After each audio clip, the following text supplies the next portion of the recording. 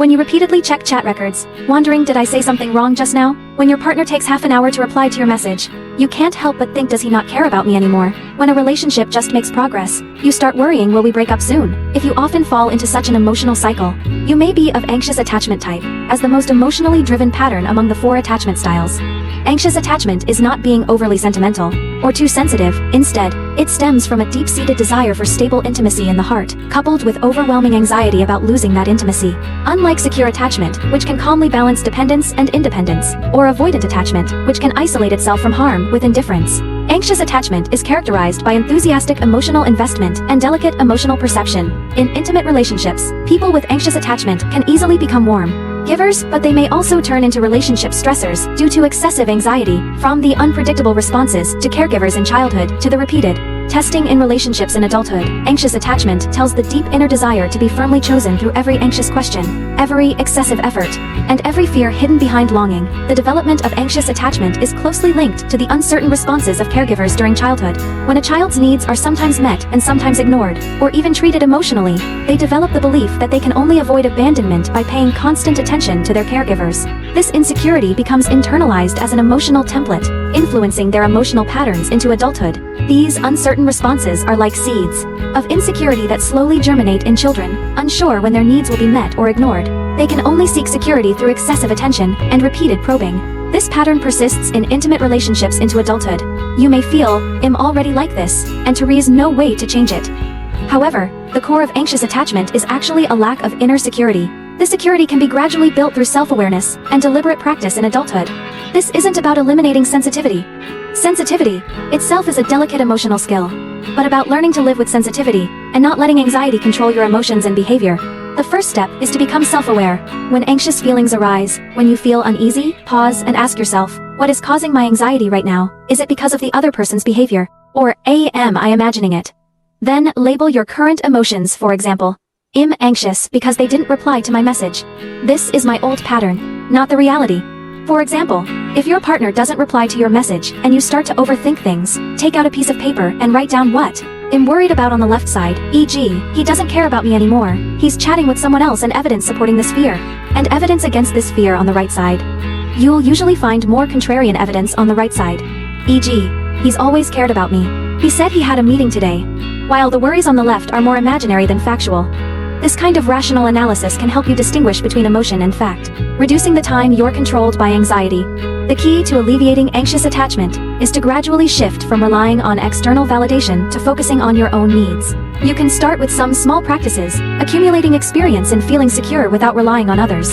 Set aside me time. Set aside senshi minutes each day for just you to do something that's not meant to please others, but simply for your own enjoyment, such as reading a favorite book, listening to a favorite song, or drawing a casual picture. During this time, focus on your own feelings, not on what others might think, and gradually realize that pleasing yourself can also bring happiness. Practice gentle rejection. When a friend makes a request that's inconvenient for you, try declining it gently but firmly. For example, I'd love to help you, but I do have other plans today. If you let me know ahead of time, I can help you next time. At first, you might worry about upsetting your friend, but you'll gradually discover that true friends understand your situation and won't distance themselves from you just because of a rejection. This experience of understanding will gradually reduce your rejection anxiety.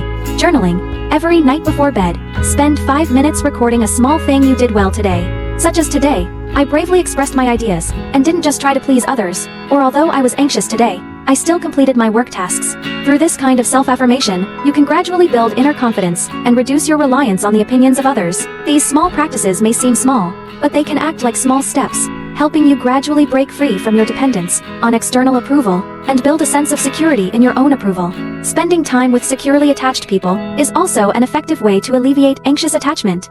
Their stability and tolerance can act like a stabilizing force, gradually influencing you and allowing you to subtly cultivate healthier emotional patterns. For example, when spending time with securely attached friends, you'll find they won't become impatient with your occasional sensitivity, nor will they become anxious if you don't respond to messages promptly. Instead, they'll calmly assure you, it's okay, I know you didn't mean it, or you have your own things to do. You don't have to be with me all the time. This kind of stable response will help you gradually let go of your fear of abandonment and learn to trust others' sincerity. When spending time with a securely attached partner, you will feel trusted and accepted. They'll proactively communicate I have a meeting today, so I might be slow to respond to messages. This forward notification reduces your anxiety and allows you to gradually learn to trust their care without repeated confirmation. Even if you don't have someone like this around you right now, you can learn by observing secure behaviors. For example, when watching movies or TV shows, pay attention to characters who express their needs calmly, without anxiety or avoidance. Then think, if it were me, what would I do? And gradually internalize these positive behaviors into your own habits. Anxious attachment isn't a flaw, but rather a capacity to desire love. Your anxiety stems from your care for relationships and others, and your willingness to invest in them. This care itself is a valuable quality. It's just that sometimes, your hope for love is placed too much on the response of others, while neglecting your own ability to create a sense of security. Alleviating anxious attachment doesn't mean becoming insensitive, but rather learning to accept your sensitivity without letting it control you. You can maintain a nuanced emotional awareness and discover the warmth in relationships. You can also gradually build an inner sense of security and stop letting others' attitudes fluctuate and negatively impact yourself. Remember, you deserve love, not because you try too hard to please, but because you are inherently worthy. A good relationship isn't secured simply by constant attention, but rather a two-way journey of mutual trust and tolerance.